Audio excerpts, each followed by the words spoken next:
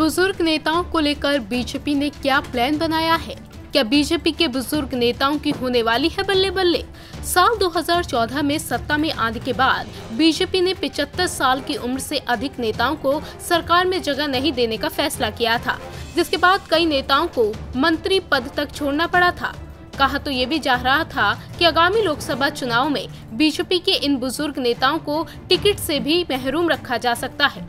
लेकिन बदलते हालात और समीकरण के बीच बीजेपी ने एक बार फिर से अपने बुजुर्ग नेताओं पर दांव खेलने का फैसला किया है।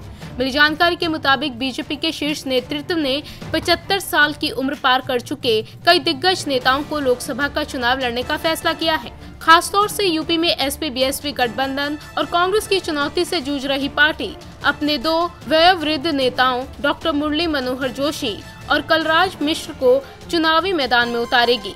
इसके अलावा लाल कृष्ण आडवाणी, सुमित्रा महाजन, हुकुमदेव नारायण यादव और शांता कुमार के चुनाव लड़ने का फैसला उनके विवेक पर छोड़ दिया गया है। सूत्रों की माने तो यूपी जहां ब्राह्मण मतदाताओं का व्यापक असर है, वहां पार्टी किसी तरह का खतरा मोल नहीं लेना चाहती। यही वजह है कि बीजेपी ने देवरिया और कानपुर के मौजूदा सांसद कलराज और जोशी को दोबारा मैदान में उतारने का फैसला किया है। दोनों नेता फिर से चुनावी मैदान में उतरने के इच्छुक भी हैं, लेकिन आडवाणी गांधीनगर से चुनाव लड़ेंगे या नहीं, ये फैसला उन्हीं पर छोड़ दिया गया है। हालांकि उन्होंने अभी तक नेतृत्व को अपनी इच्छा से अवगत नहीं कराया। इसी तरह कर्नाटक और हिमाचल प्रदेश के पूर्व मुख्यमंत्रियों बीएस येदियुरप्पा और शांता कुमार को भी खुद फैसला लेना है। लेकिन उत्तराखंड के पूर्व सीएम बीएस खंडूरी को उनकी बेटी के सक्रिय राजनीति में होने और खराब स्वास्थ्य के चलते चुनाव मैदान में नहीं उतारा जाएगा।